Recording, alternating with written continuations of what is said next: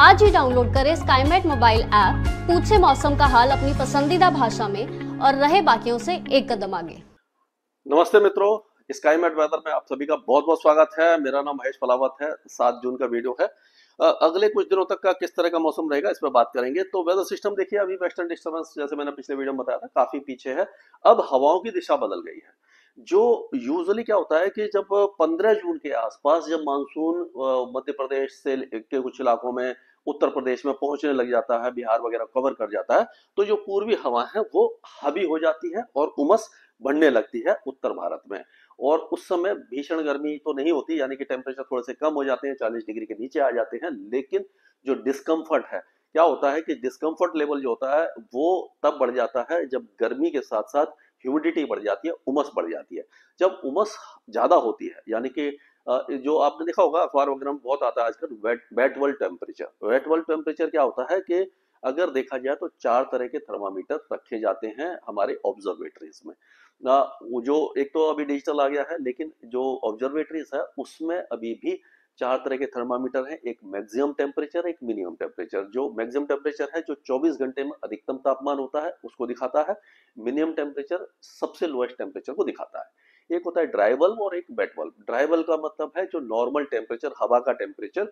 इसको क्या रखा जाता है कि ऑब्जर्वेटरी जो होती है उसमें स्टीवनसन स्क्रीन एक जगह, मतलब एक एंक्लोजर होता है, उसके अंदर ये चारों टेम्परेचर रखे जाते हैं। रेन गेज बाहर होता है, एक बीकर होता है, तो रेन गेज का भी एक माप होता है। ऐसा नहीं कि आपने कोई बोतल ले ली और उसको काट के अपना देखा कि कितनी बारिश हुई है, उससे नहीं होता। एक उसका एक माप होता है, तो वो रखा जाता है। और ये जो होता है कि इसका जो मुंह होता है, यानी कि स्टीवनसन स्क्रीन का, उसको उत्तरी गोलार्ध में उत्तर की तरफ रखते हैं, जिससे कि सीधी सूर्य की किरणें उसके अंदर ना पड़े।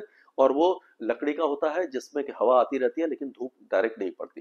तो जो वेट वर्ल्ड टेम्परेचर होता है वो ड्राई वर्ल्ड जो नॉर्मल थर्मोमीटर है उसी में नीचे कपड़ा एक बांध देते हैं और एक धागा या बिक बोलते हैं उसको, जो लगातार उसको गीला करता रहता है। तो टेम्परेचर ऑफ एवोपरेशन उसको कह सकते हैं। अगर हवा में नमी ज्यादा है तो क्या होगा? अगर हवा में नमी ज्यादा है तो वो उसमें से जो पानी है वो हवा में नहीं जा पाएगा, ऑलरेडी हवा सैचुरेटेड है। तो क्या उस समय क्या होता है कि ड्राई बल्ब और वेट बल्ब दोनों बराबर हो जाते हैं। वो तब होते हैं जब लगातार बारिश होती है और ह्यूमिडिटी 100% हो जाती है। लेकिन अगर ह्यूमिडिटी 100% नहीं है, सूखा वेदर है, तो जो वेट वर्ल्ड टेम्परेचर है वो दिखाता है, अगर वो ज्यादा है, अगर वो 37 डिग्री से ज्यादा पहुंच जाता है वेट बल्ब, तो इसका मतलब है कि नमी बहुत ज्यादा है, गर्मी ज्यादा है, क्योंकि ड्राई बल्ब हमेशा उससे ज्यादा होगा या उसके बराबर होगा। तो यानी कि जो टेम्परेचर है, तापमान है, वो 37 डिग्री या उससे ज्यादा रहा होगा। और जो जो एवोपरेशन का टेम्परेचर है, यानी जो नमी जो अंदर आ रही है एटमॉस्फेयर के, उसका टेम्परेचर भी कम से कम 37 डिग्री है। उस समय लोगों की जान जाने का खतरा बढ़ जाता है, यानी हीट स्ट्रोक और सन स्ट्रोक का खतरा बढ़ जाता है। वो क्यों होता है कि जब सूखा मौसम होता है, आपको मालूम है कि जब हमारा शरीर जब गर्मी के कारण पसीना छोड़ता है, तो जब सूखी हवा होती है तो वो एवोपरेट, सूख जाता है और एवोपरेट हो जाता है। और उससे हमारी जो शरीर है वो उसको ठंडक मिलती है, क्योंकि जब पसीना सूखता है हवा से तो शरीर ठंडा होने लग जाता है, जिससे कि वो उसको नुकसान नहीं होता। लेकिन अगर हवा में नमी बहुत ज्यादा है, उमस है, तो क्या होगा कि आपका पसीना नहीं सूखेगा। जब पसीना नहीं सूखेगा तो आपका जो शरीर है, ब्लड है, वो गर्म होने लग जाएगा। और अगर आप लगातार पानी पीते रहेंगे तो अच्छी बात है। अगर आप पानी नहीं पी रहे, छाया में नहीं बैठ रहे, बीच बीच में अगर मेहनत वाला काम कर रहे हैं, तो अगर आप छाया वगैरह में बैठ जाए तो आपके शरीर को आराम पहुंचता है। नहीं तो वो जो ब्लड काफी ज्यादा गर्म हो जाता है, आपके ऑर्गन्स को डैमेज करने लग जाता है और हीट स्ट्रोक और सन स्ट्रोक हो जाते हैं, जिससे कि जान जाने का खतरा बढ़ जाता है। तो इस तरह का मौसम 15 जून के बाद यूजुअली आता है। तो अब जो हवा है ये पश्चिमी शुरू हो गई है और ये सूखी हवा है। तो यानी कि इन सारे इलाकों में, पहाड़ों से लेकर के पंजाब, हरियाणा, दिल्ली, राजस्थान, गुजरात, मध्य प्रदेश, उत्तर प्रदेश, बिहार, झारखंड और जो मध्य प्रदेश के साथ है छत्तीसगढ़, इस इलाके में अब जो उमस है, नमी है, वो कम हो जाएगी अगले 1-2 दिनों में। कि लगातार पश्चिमी हवाएं जो एटमॉस्फेयर के मॉइस्चर को या नमी को कम कर देंगी, जिससे कि सूखी गर्मी पड़ेगी और टेम्परेचर बढ़ जाएगी, यानी गर्मी बहुत ज्यादा पड़ेगी। 40 डिग्री के ऊपर टेम्परेचर कई इलाकों में रहेंगे। राजस्थान के कई इलाकों में 45 डिग्री यानी हीट वेव की संभावना बन रही है। तो इस तरह का मौसम रहने की संभावना है।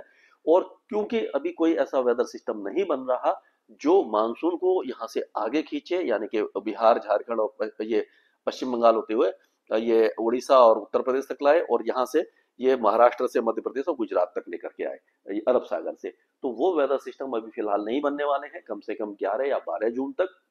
उसके बाद साइक्लोनिक सर्कुलेशन वगैरह पूर्वी भारत में बनेंगे, जिससे मानसून आगे बढ़ना शुरू होगा और बारिश की गतिविधियां शुरू हो जाएगी। उसके बारे में बात करते हैं।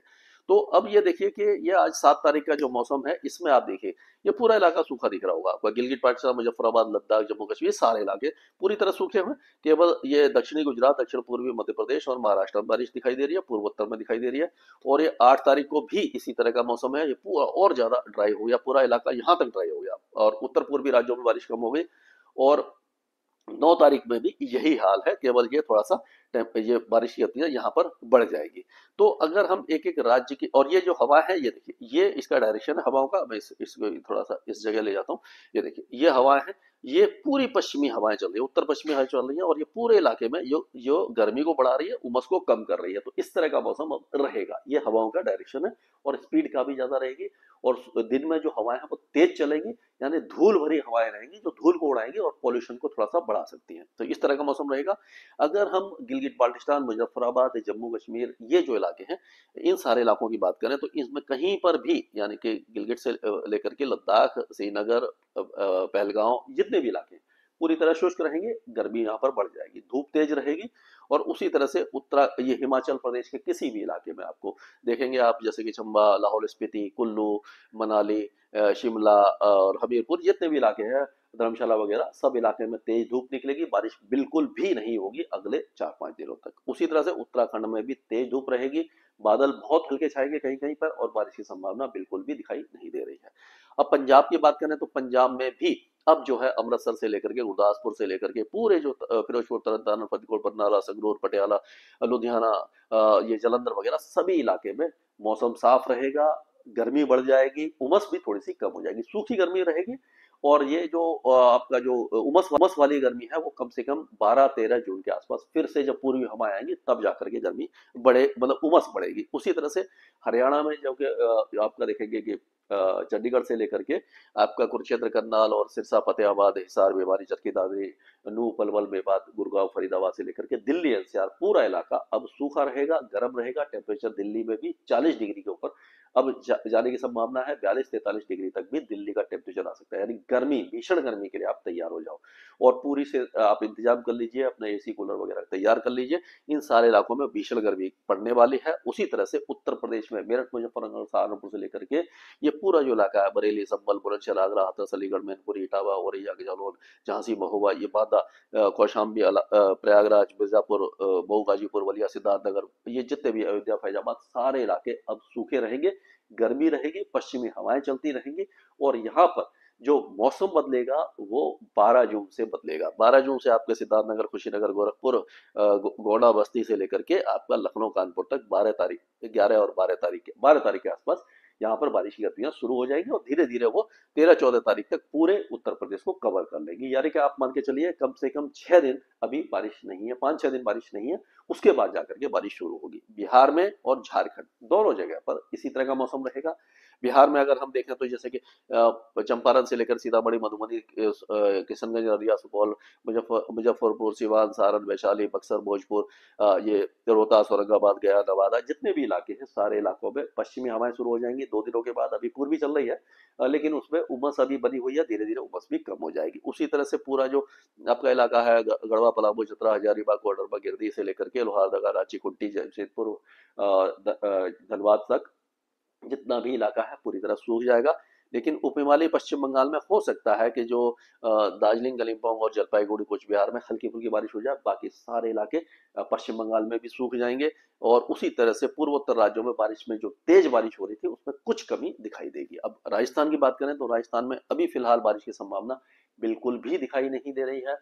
पूरी तरह से मौसम शुष्क बना रहेगा, गर्मी बढ़ जाएगी। 45 डिग्री का आंकड़ा गंगानगर, चूरू, बीकानेर, हनुमानगढ़, जैसलमेर, जोधपुर, बाड़मेर, सिरोही, पाली, जालौर, राजसमंद, नागौर, ये जो इलाके हैं, सीकर वगैरह, अजमेर वगैरह, यहाँ पर आ सकता है। और 45 डिग्री के टेम्परेचर भी यहाँ पर आ सकते हैं। कोटा वगैरह में भी गर्मी बढ़ जाएगी, यानी पूरे इलाके में गर्मी काफी ज्यादा बढ़ जाने वाली है। और उसी तरह से अगर हम मध्य प्रदेश की बात करें तो हो सकता है कि अलीराजपुर, बरमनी, धार, खांडवा, बुरहानपुर, ये जो इलाके हैं, यहाँ खरगोन वगैरह में हल्की फुल्की बौछारें अगले 2 दिनों के दौरान पड़ जाए। लेकिन बाकी जितने भी इलाके हैं आपके ये गंगानगर, शिवपुरी, अशोकनगर, विदिशा और जितना भी आपका इलाका है जो सीधी सत्ता, सिंगरौली, पन्ना, दमोह, उमरिया, कटनी, मंडला, अनूपपुर, नरसिंहपुर, छिंदवाड़ा सारे इलाके सूखे रहेंगे और गर्म रहेंगे। उसी तरह से अगर हम छत्तीसगढ़ की बात करें तो छत्तीसगढ़ में हो सकता है नारायणपुर, कोंडागांव, बस्तर, सुकमा, बीजापुर ये जो इलाके हैं यहाँ पर हल्की से मध्यम बारिश हो जाए। बाकी सारे इलाके सूखे रहेंगे। उड़ीसा में भी बहुत हल्की बारिश हो सकती है कि आपकी जो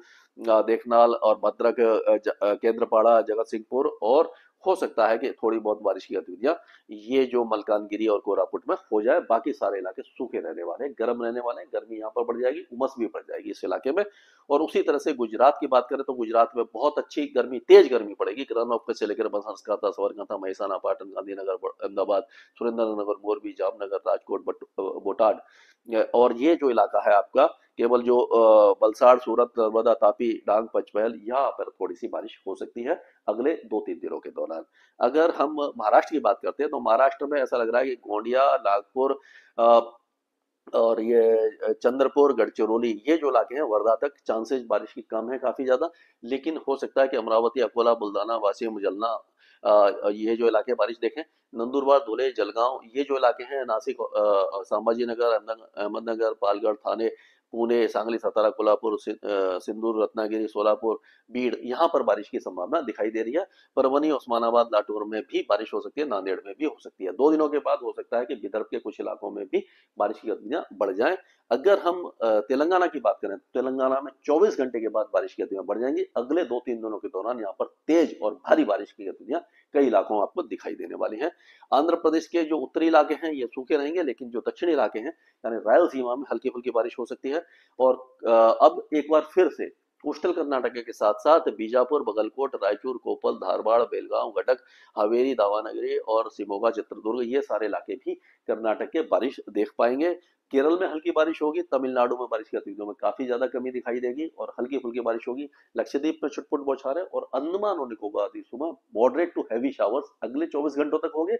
उसके बाद यहाँ पर बारिश में कुछ कमी दिखाई देगी। तो इस तरह के जो मौसमी गतिविधियां हैं अगले कुछ दिनों तक रहने वाली हैं, यानी कि भीषण गर्मी के लिए आधा भारत अब तैयार हो जाए। स्काईमेट वेदर में अभी के लिए इतना ही। मौसम से जुड़ी सटीक जानकारी और खबरों के लिए हमारे YouTube चैनल को सब्सक्राइब करें और बेल आइकन दबाकर हर खबर पर रखें नजर।